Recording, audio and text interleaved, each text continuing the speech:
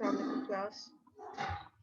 2 minute wait कर लेते हैं, सब लोग ज्वाइन कर लें तो फिर हम कंटिन्यू करते हैं। मीनवाइल अगर किसी को कोई क्वेरी है, अब तक हमने लास्ट क्लास में मेकअप क्लास तक प्रॉपर्टी रजिस्टर की थी, तो आप लोग पूछ सकते हैं।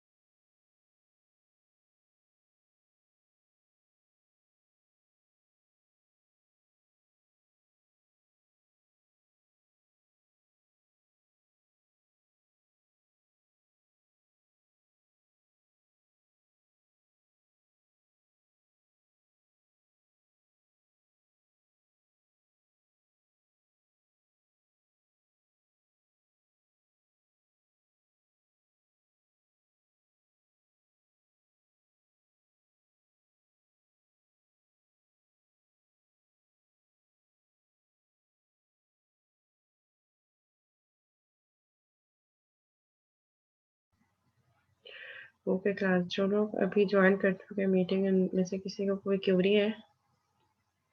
अब तक जो चीज़ें हम कवर कर चुके हैं, जो जो चीज़ें पढ़ चुके हैं, इम्प्लीमेंट कर चुके हैं, उसमें कोई कंफ्यूजन तो नहीं है?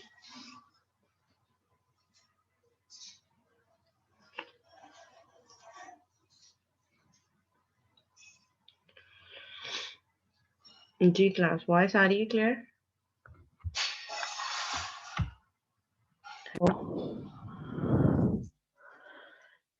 जी क्लास, आवाज आ रही है?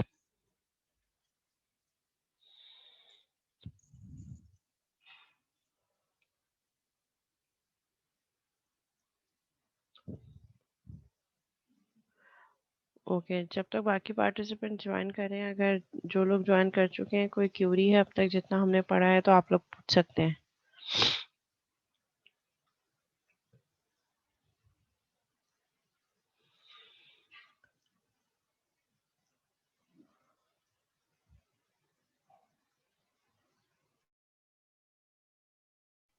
सब क्लियर है, कोई क्वेरी नहीं है?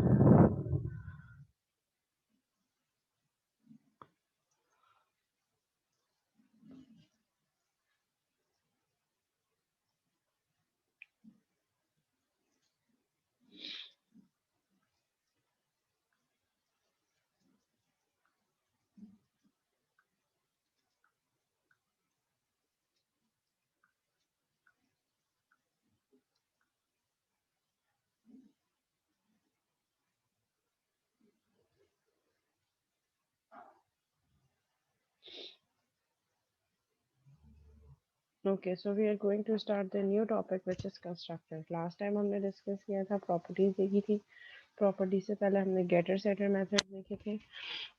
हमने देखा कि उससे ज़्यादा बेटर ये है कि हम एक प्राइवेट फील्ड के लिए गेट और एक सेट, दो अलग अलग मेथड बनाने से बेटर है कि हम एक प्रॉपर्टी बना लें जिसमें गेट और सेट दोनों हो रहा है। प्रॉपर्टीज की भी डिफरेंट टाइप्स हमने डिस्कस की थी, रीड ओनली प्रॉपर्टीज, जो सिर्फ रीड करने के लिए यूज होती है, मीन्स उसमें हम सिर्फ गेट वाला पैरामीटर यूज कर सकते हैं। राइट ओनली प्रॉपर्टी जिसके थ्रू हम सिर्फ राइट करवा सकते हैं, सिर्फ सेट वाला पैरामीटर यूज हो सकता है, but we can not read the same private field. और हमारे पास ऑटोमेटिक प्रॉपर्टीज जिसमें अगर हमारे पास कोई इफ एल्स की लॉजिक नहीं लग रही तो हम सिर्फ सिंपल प्रॉपर्टी का नेम देके उसकी बॉडी के अंदर गेट सेमीकोलन सेट सेमीकोलन करके ऑटोमेटिक प्रॉपर्टीज यूज कर सकते हैं। तो हम जो है वो लॉन्ग कोड से बच जाए। जो हम गेट सेट में जो बहुत बड़ा कोड लिख रहे हैं, गेटर के लिए अलग सेटर के लिए अलग, वो एक ही काम हम प्रॉपर्टी के अंदर करते हैं और वहाँ पे भी हम सिर्फ गेट और सेट यूज करके वही काम इजीली करवा सकते हैं, जिससे हमारी लाइन ऑफ कोड रिड्यूस होगी और कॉम्प्लेक्सिटी भी कम होगी। और प्रॉपर्टीज जो है वो ज़्यादा यूनिक वे है कि एक ही नेम के अंदर हम दोनों काम कर रहे हैं, गेट भी और सेट भी। जब हम एक नया टॉपिक पढ़ने जा रहे हैं विच is constructor.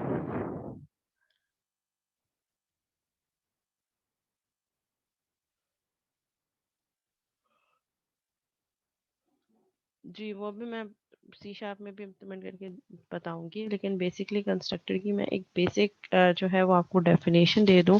Constructor is basically, जैसे हमने मेथड्स और फंक्शन पढ़ते आए हैं हम आरपीएफ से लेकर अब तक, बेसिकली कंस्ट्रक्टर भी हमारे पास एक स्पेशल फंक्शन होता है जो कि क्लास का मेंबर होता है। लाइक जो हम क्लास बना रहे हैं, लेट्स से यहाँ पे अगर मेरे पास एम्प्लॉय की क्लास है, वो एग्जाम्पल है जो लास्ट टाइम हमने डिस्कस की थी, ठीक है।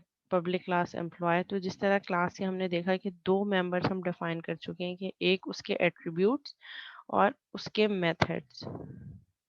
प्रॉपर्टीज भी, जो जो चीज़ें हम क्लास में ऐड करते चले जाएंगे वो उस क्लास के मेंबर्स होंगे।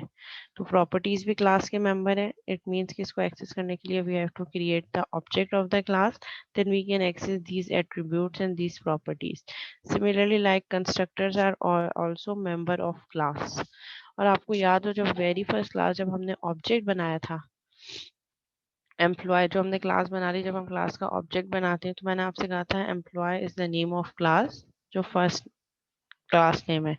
Then even is the name of object, जो मेमोरी में स्टोर होगा, जिसके थ्रू रेफरेंसिंग होगी, क्योंकि डिफरेंट ऑब्जेक्ट्स हैं मेमोरी में अलग अलग लोकेशन पे स्टोर होंगे, तो उनको हम रेफरेंस कैसे कर सकते हैं, through object name. And new keyword is use for dynamically allocation of memory. Run time पे मेमोरी एलोकेट करने के लिए न्यू का कीवर्ड यूज होता है। एंड जब मैंने आपको कहा था कि राउंड ब्रैकेट के साथ एम्प्लॉय यूज होता है, तो दैट इज कंस्ट्रक्टर, ये हम आगे पढ़ेंगे। आपको याद होगा ये जब मैंने ऑब्जेक्ट क्रिएट करते वक्त शायद 2-3 दफा मैंने ये बात आपको बताई थी कि जो नेक्स्ट लास्ट टाइम एम्प्लॉय की क्लास का name with round bracket use होता है, that is basically the calling of constructor. Constructor के नाम से ही हमें पता चल रहा है constructor is use to initialise the data members of class. जब हम किसी भी क्लास का ऑब्जेक्ट बनाते हैं तो ये कंस्ट्रक्टर क्या कर रहा होता है, मैंने आपसे कहा था कि ये जो console dot right line even dot name, अभी मैंने सिर्फ सिंपली मेमोरी में जाके एक ऑब्जेक्ट बनाया है, किसी भी फील्ड को इनिशियलाइज नहीं करवाया। इनिशियलाइज कहाँ करवाया, यहाँ पे even dot employ I D is equal to 123, even dot name is equal to Ali. ये नाम सेट करने से पहले जब मैं even डॉट नेम और even dot employ I D print कर रही हूँ, तो ये even डॉट नेम और even dot employ I D पे मुझे क्या दे रहा है, डिफॉल्ट वैल्यूज दे रहा है। स्ट्रिंग के लिए नल और इंटीजर के लिए 0, ये डिफॉल्ट वैल्यूज है। नेम के लिए नल और आईडी के लिए जो कि इंटीजर है 0। तो ये डिफॉल्ट वैल्यू पे सेट कौन कर रहा है, मैंने तो कोई वैल्यू सेट नहीं करवाई उन मेंबर्स के लिए, ना मैंने नेम को नल किया है, ना मैंने आईडी को 0 किया है।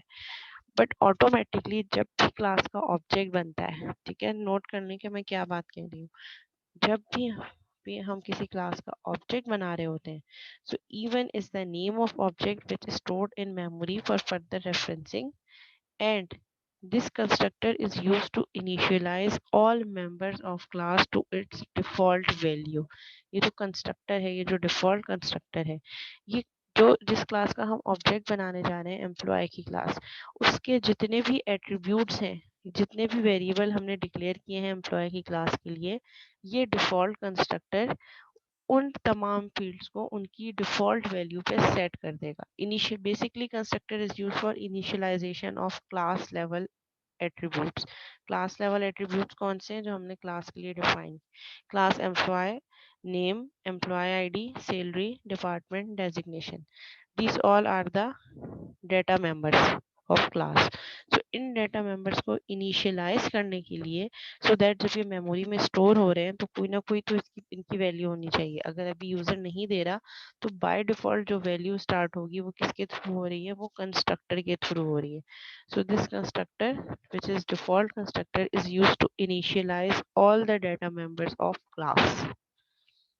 ये जो even डॉट नेम पे नल और even डॉट एम्प्लॉय आईडी पे ये जो जीरो प्रिंट करवा रहा है, ये ना आपने सेट किया है ना ये मैंने सेट किया है. ये कौन कर रहा है? बाय डिफॉल्ट हमारा कंस्ट्रक्टर कर रहा है.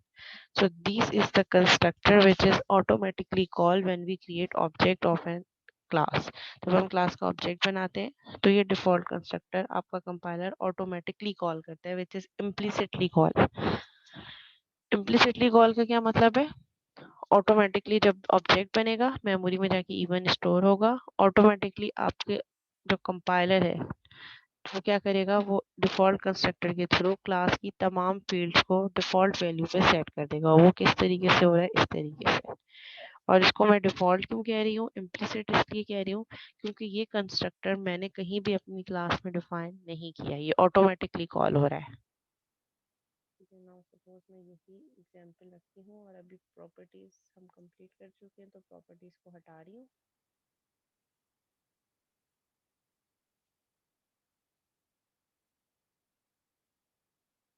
और इन सब फील्ड्स को दोबारा से मैं पब्लिक कर रही हूँ.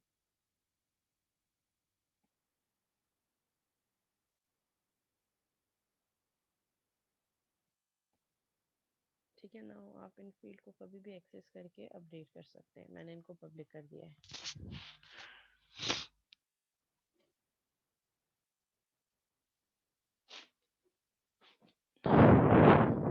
ठीक है, क्लास डिफाइन की एम्प्लॉय की, जिसमें मैंने 5 फील्ड रखी.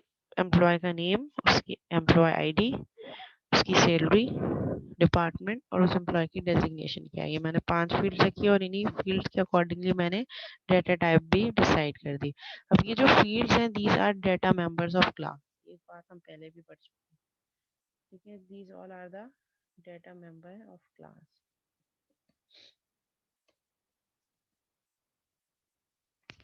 ठीक है, अब इनको एक्सेस करने के लिए first we have to create object of the class. ठीक है, तो जो हमने ऑब्जेक्ट बनाया है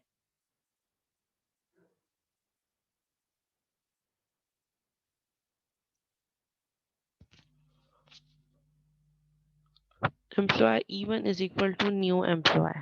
अभी मैं सिर्फ इस फर्स्ट लाइन की बात कर रही हूँ क्योंकि मेरा प्रोग्राम का एंट्री पॉइंट हमेशा मेन से होगा. एम्प्लॉय इटसेल्फ मेमोरी में ये क्लास कोई स्पेस नहीं लेगी जब तक हम ऑब्जेक्ट क्रिएट ना करें. ठीक है, ये सब वो चीजें हैं जो हम पहले भी पढ़ चुके हैं, लेकिन मैं साथ साथ बार बार रिवाइज कर रही होती हूँ. ठीक है, अब जैसे ही मेन से एंट्री पॉइंट, यहाँ से मेरा प्रोग्राम एग्जीक्यूट होना स्टार्ट होगा. First line is the object creation. Employ E1 is equal to new employ. जिन लोगों ने लेट ज्वाइन किया है वो भी यहीं से कंटिन्यू कर सकते हैं क्योंकि अभी तक मैंने कोई कोड नहीं लिखा, सिर्फ सिंपल डेफिनेशन दिया, मैं उसी को ही कंटिन्यू कर रही हूँ.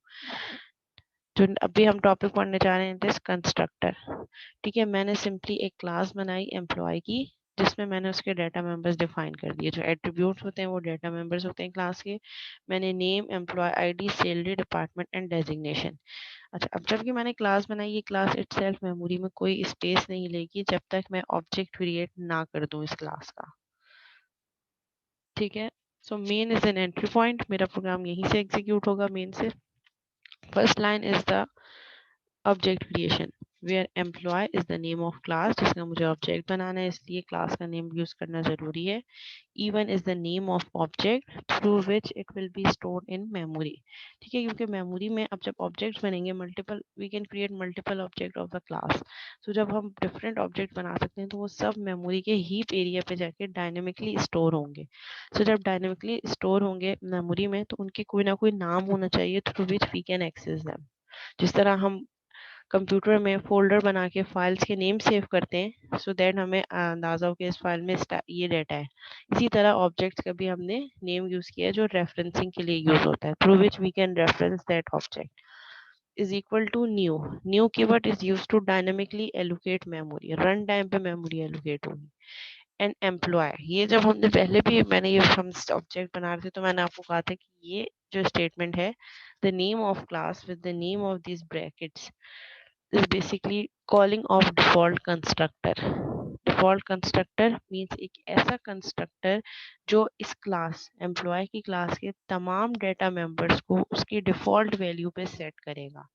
जैसे ही मैंने इवन का ऑब्जेक्ट बनाया, मेमोरी में जाके इवन का एक ऑब्जेक्ट बन गया जो मेमोरी में फ्री स्पेस उसको मिली, और इस डिफॉल्ट कंस्ट्रक्टर ने इस क्लास के जितने भी डेटा मेंबर्स हैं, ये तमाम डेटा मेंबर्स, इनको उसकी डिफॉल्ट, क्योंकि जाहिर है जब आप मेमोरी में स्टोर हो गया इवन, इवन तो just is a name, data क्या स्टोर होगा इवन के लिए, name, employ ID, salary, department, designation. अब डिफॉल्ट कंस्ट्रक्टर ये करेगा कि जब तक यूजर इन वैल्यू को जाके अपडेट नहीं करता, ये क्या करेगा, इन तमाम वैल्यूज को उनकी डिफॉल्ट वैल्यू पे सेट कर देगा। अब क्वेश्चन इज दैट कि what are the default values. तो अगर मैं नेम की बात करूं तो नेम की डाटा टाइप है स्ट्रिंग, और सी शार्प में स्ट्रिंग की डिफॉल्ट वैल्यू नल होती है। ठीक है, लेट्स से अगर मैं कोई वेरिएबल डिक्लेयर कर रही हूँ और मैंने उसको कोई वैल्यू नहीं दी तो उसकी डिफॉल्ट वैल्यू आपने पीएफ में भी पढ़ा होगा। इसी तरह एम्प्लॉय आईडी इज इंटीजर, तो इंटीजर की डिफॉल्ट वैल्यू इज 0। तो जैसे ही मैं इस क्लास का ऑब्जेक्ट बनाऊंगी, और ऑब्जेक्ट बनाने के साथ मैं किसी फील्ड को जब तक अपडेट नहीं करूंगी एज अ प्रोग्रामर, मेरा कंपाइलर क्या करेगा, उस ऑब्जेक्ट के लिए इस क्लास के तमाम डेटा मेंबर्स को क्या सेट कर देगा, डिफॉल्ट वैल्यू पे। नेम की डिफॉल्ट वैल्यू है नल, इंटीजर की डिफॉल्ट वैल्यू, एम्प्लॉय आईडी की डिफॉल्ट वैल्यू क्या हो जाएगी, 0 इवन के लिए। सैलरी फ्लोट की default value 0, again string null and null. हम इस प्रैक्टिस को रन करके भी हम देख लेते हैं। लाइक यहाँ मैंने ऑब्जेक्ट बनाया, ऑब्जेक्ट बनाने के बाद मैंने दो फील्ड को प्रिंट करवा दिया, employ ID and employ name. Similarly मैं चाह रही हूँ कि मैं सारी चीज़ों को प्रिंट करवा दूँ। ठीक है, हम इसको कर देते हैं even dot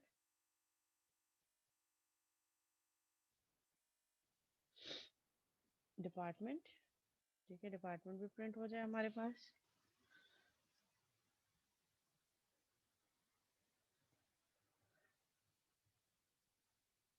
similarly even dot salary कर देते हैं।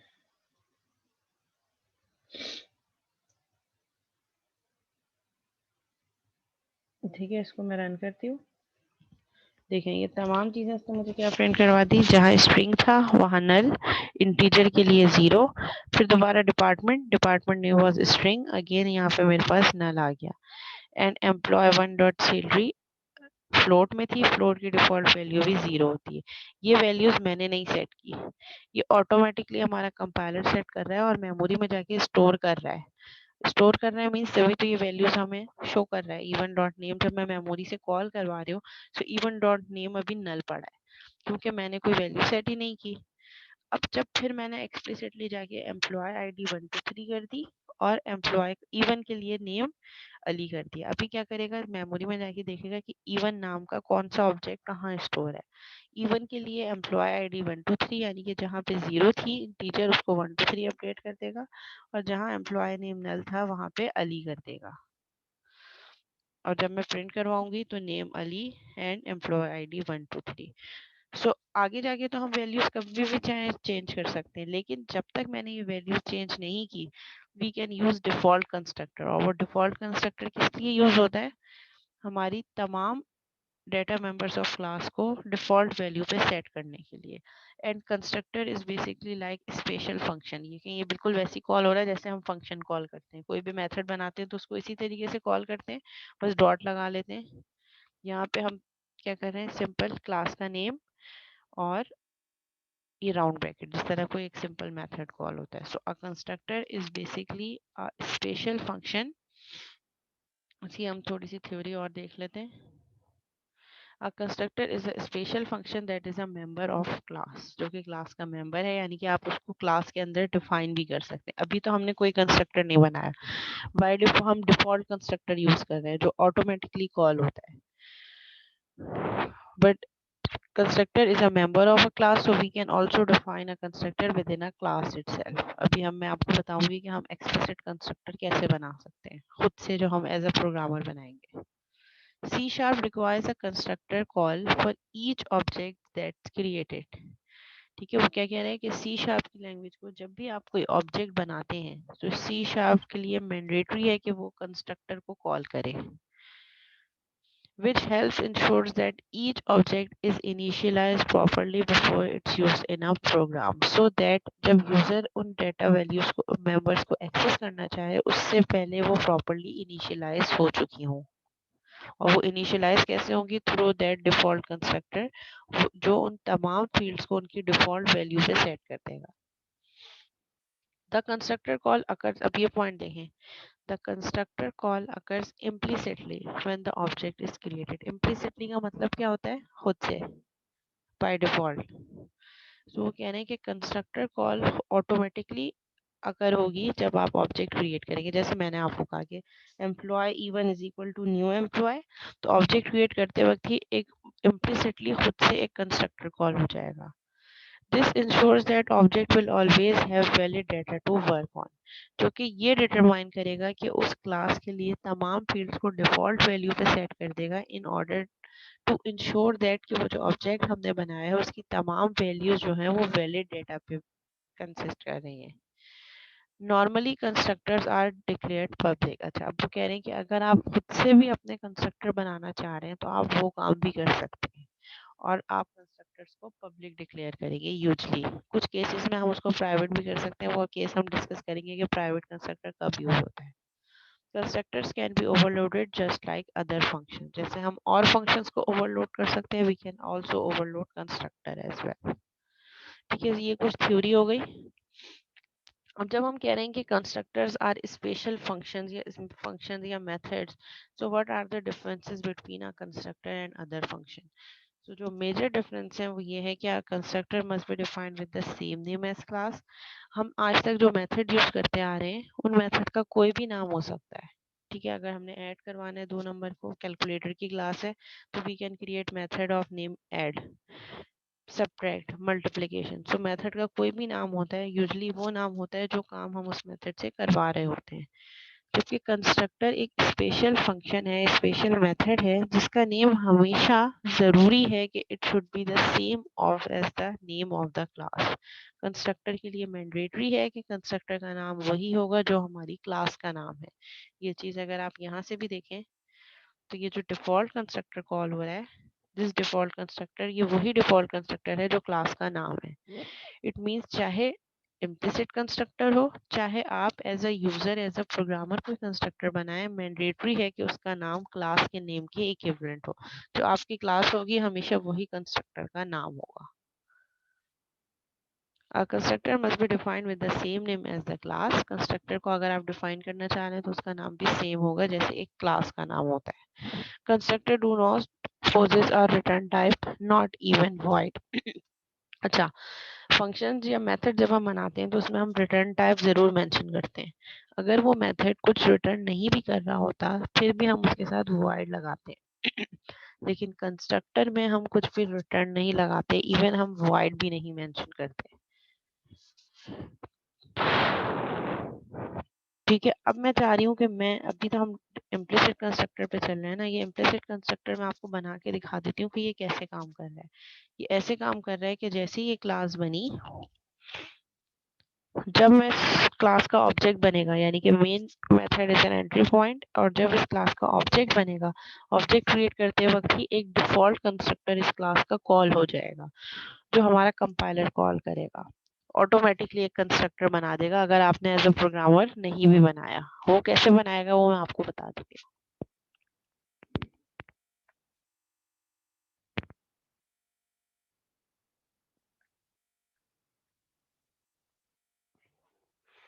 ठीक है, यूजली हमने पढ़ा कि कंस्ट्रक्टर पब्लिक होते हैं तो हम पब्लिक रखेंगे। कंस्ट्रक्टर का name should be same of class. Class employ की है तो कंस्ट्रक्टर का नेम मैंने एम्प्लॉय रखा। इस तरह मेथड डिक्लेयर करते हैं, मेथड के नेम के आगे राउंड ब्रैकेट, इसी तरह कंस्ट्रक्टर के नेम के आगे राउंड ब्रैकेट, और फिर यहाँ पे हम कंस्ट्रक्टर की बॉडी बना देंगे। तो ये हमारे पास एक कंस्ट्रक्टर क्रिएट हो गया, एक डिफॉल्ट कंस्ट्रक्टर। ये वही डिफॉल्ट कंस्ट्रक्टर है जब ऑब्जेक्ट क्रिएट करते वक्त हमारा CLR, हमारा जो कंपाइलर है, वो ऑटोमेटिकली हमारे प्रोग्राम में क्रिएट कर देता है और एज अ प्रोग्रामर हमें ये बात पता भी नहीं चलती। और ये डिफॉल्ट कंस्ट्रक्टर क्या करेगा, जैसे मेथड कॉल होता है, फौरन ये मेथड कॉल होगा और इसके अंदर तमाम फील्ड्स की वैल्यू डिफॉल्ट पे सेट हो जाएंगी। Name is equal to null, employ ID is equal to 0.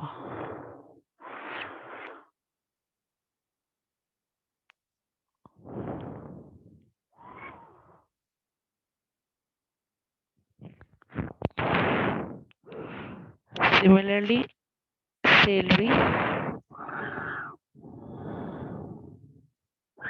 is equal to 0. Designation is equal to 0. Sorry, designation क्या था, नल। इंटीजर स्ट्रिंग है तो स्ट्रिंग की डिफॉल्ट वैल्यू नल होती है। And department default also null.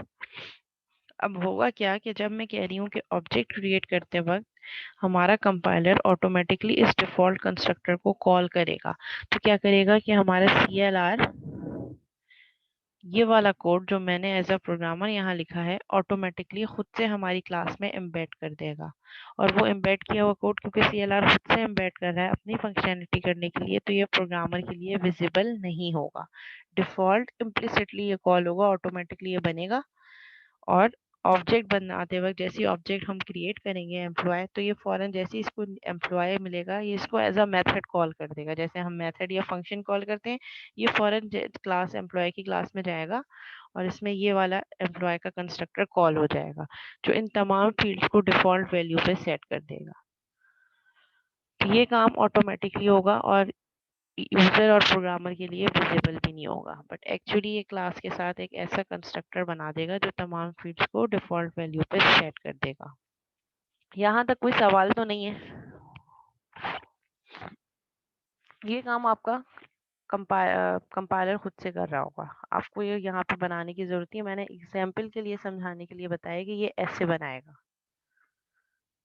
Ji class, यहाँ तक कोई क्यूरी है या तो मैं आगे बढ़ जाऊँ?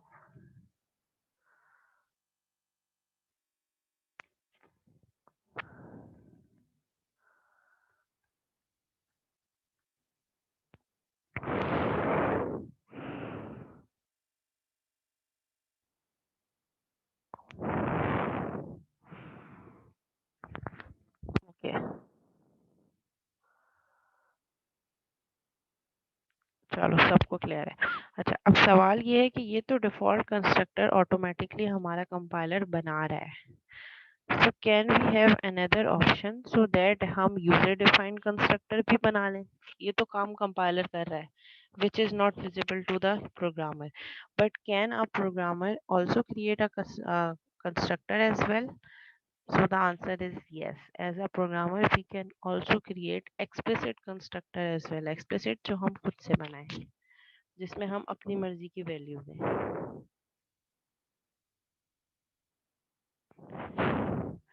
ठीक है, हम बिल्कुल ऐसा भी कर सकते हैं कि हम अपनी तरफ से खुद से एक कंस्ट्रक्टर बनाएं और उसको हम डिफाइन कर दें।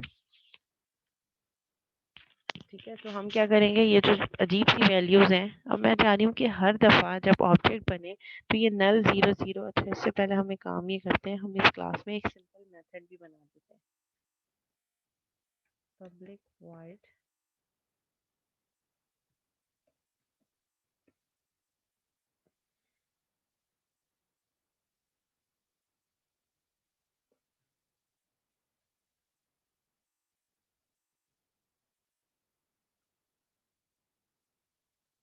Print all. ठीक है, इसमें हम सारी फील्ड्स प्रिंट भी करवा देते हैं सो दैट हम चेक भी कर सकें। वहाँ पे अलग अलग लिखने के बजाय, एक एक फील्ड को प्रिंट करवाने के बजाय, हम यहाँ पे एक मेथड बना लेंगे। जो मैंने अलग अलग फील्ड्स प्रिंट करवाई हैं, इनको यहाँ पे प्रिंट करवाने से अच्छा है बार बार चेक करने के बजाय हम इनको एक मेथड में यूज कर लें, सो दैट हमें जब भी इन चीज़ों की ज़रूरत हो हम सिंपली उस मेथड को कॉल कर लें। तो प्रिंट ऑल का मैंने एक मेथड बना दिया है। ठीक है, अच्छा एक चीज़ आपके, अच्छा यहाँ पे हम इवन ऑब्जेक्ट के नाम के साथ यूज़ नहीं करेंगे, हम सिंपल जो हमारी क्लास लेवल फील्ड्स हैं हम उसको वैसे ही यूज़ करेंगे। आउटसाइड द क्लास एक्सेस करने के लिए हमें ऑब्जेक्ट रिक्वायर्ड होता है, but within a class access करने के लिए वी डोंट नीड ऑब्जेक्ट, हम डायरेक्ट उन फील्ड्स का नाम एक्सेस कर सकते हैं। अच्छा अब मैं ये कह रही हूँ कि डिफ़ॉल्ट कंस्ट्रक्टर एक तो हमारा कंपाइलर बना रहा है, इज इट पॉसिबल कि हम भी जो है वो डिफ़ॉल्ट कंस्ट्रक्टर के लिए अपनी वैल्यूज यूज कर सकें, लाइक मैं कह रही हूँ कि हम ये डिफ़ॉल्ट वैल्यू यूज करने के बजाय एज अ प्रोग्रामर हम कहें कि जब जब, क्योंकि कॉल तो यही हो रहा है, ये डिफ़ॉल्ट कंस्ट्रक्टर है, अब ये डिफ़ॉल्ट कंस्ट्रक्टर सारी वैल्यूज को डिफ़ॉल्ट वैल्यू पे सेट कर रहा है। ठीक है, इसको रन करके देख लेते हैं।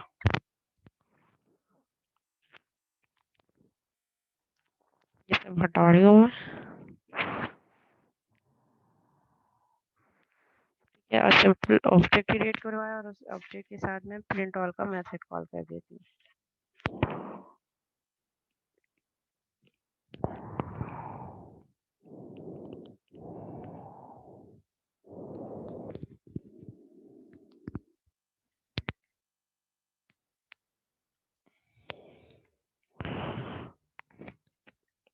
even डॉट प्रिंट ऑल, ठीक है, ये इसको मैं रन कर देती हूँ। तो ये देखें सारी वैल्यूज को डिफॉल्ट वैल्यू पे सेट कर देगा। प्रिंट ऑल कॉल होने से पहले एम्प्लॉय का मेथड कंस्ट्रक्टर कॉल होगा विच इज लाइक मेथड, ये कंस्ट्रक्टर क्या करेगा सारी वैल्यूज को डिफॉल्ट पे सेट कर देगा, और फिर जब मैंने प्रिंट ऑल की मेथड कॉल किया तो उन सारी वैल्यूज को प्रिंट कर रहा है और वही डिफ़ॉल्ट वैल्यूज प्रिंट करवा रहा है। अब मैं चाह रही हूँ कि ये डिफ़ॉल्ट वैल्यूज जो हैं ये सिस्टम की अपनी डिफ़ॉल्ट वैल्यूज है, क्यों ना मैंने जब अपने कोड में खुद से एक कंस्ट्रक्टर बना दिया है, तो क्यों ना मैं इसको अपनी मर्जी की वैल्यूज दूँ। सो हम ऐसा भी कर सकते हैं, लेट्स से मैं कह रही हूँ कि जब तक यूज़र वैल्यू इनिशियलाइज नहीं करता नेम की वैल्यू ABCD हो जाए, ठीक है, एम्प्लॉय ID 1 2 3 हो जाए,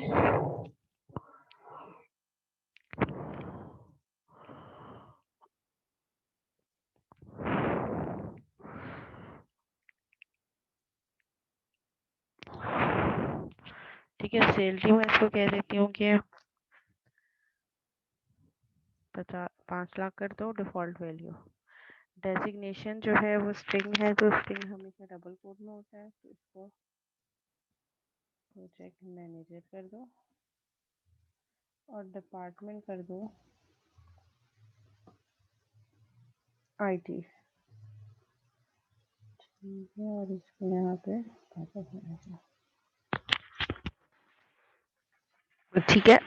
अब क्या होगा कि जब भी ऑब्जेक्ट बनेगा, जितने भी ऑब्जेक्ट बनाएंगे वो उन डिफ़ॉल्ट इस एम्प्लॉय के डिफ़ॉल्ट कंस्ट्रक्टर को कॉल करेंगे, मेरा प्रोग्राम मेन से निकल के यहाँ चला जाएगा और हर बनने वाले ऑब्जेक्ट के लिए ये डिफ़ॉल्ट वैल्यू सेट कर देगा। अब जब मैं प्रिंट ऑल कॉल करूँगी, देखिए इसने वो तमाम वैल्यू जो मैंने डिफ़ॉल्ट वैल्यू थी उस पर सेट कर दी। अब इसका फ़ायदा ये होगा कि जब तक यूज़र इन वैल्यूज़ को अपडेट नहीं करेगा ऑब्जेक्ट के लिए, जब तक वो यही वैल्यूज मेमोरी में स्टोर करेगा। Let's suppose I am creating another object,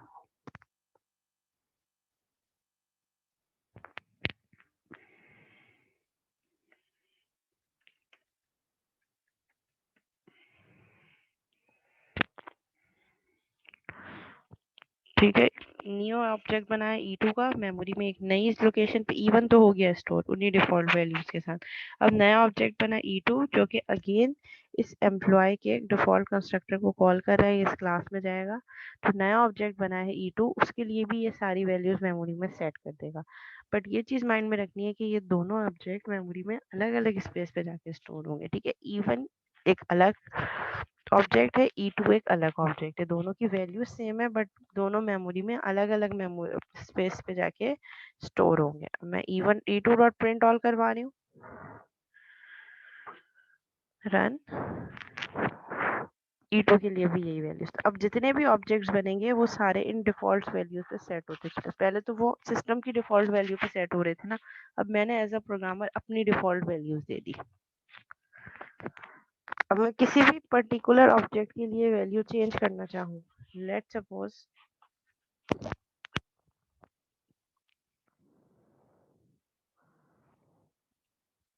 मैं यहाँ पे कह रही हूँ E2 dot name is equal to XYZ।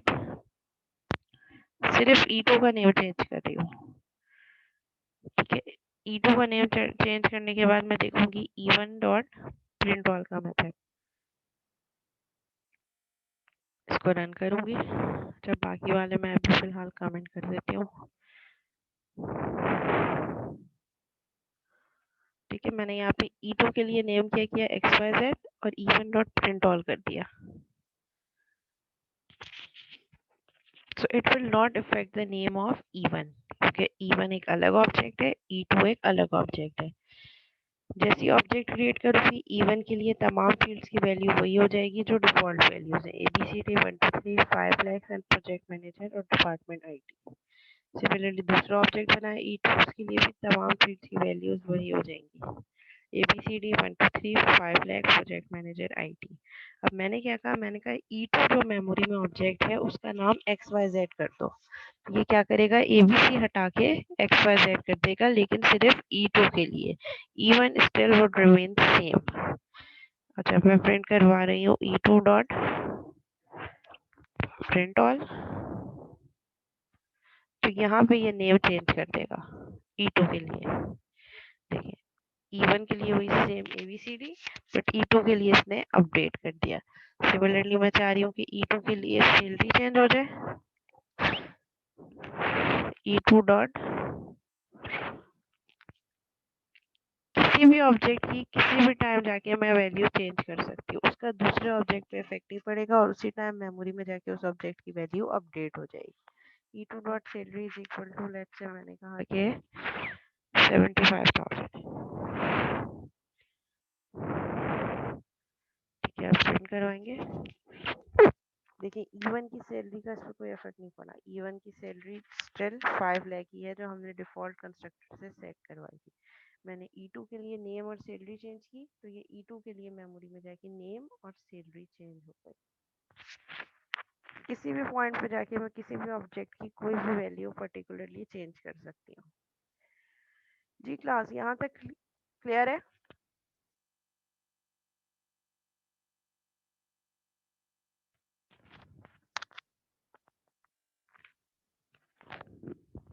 कोई क्वेश्चन तो नहीं है यहाँ तक?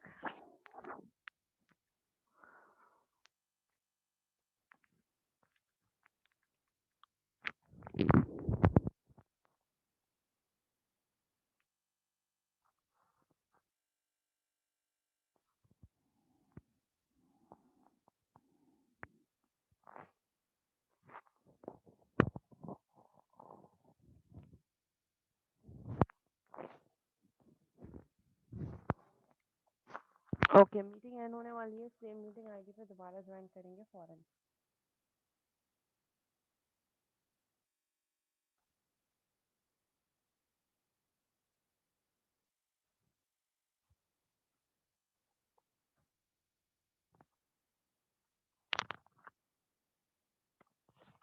जी मैंने जस्ट वैल्यू अपडेट करवाई।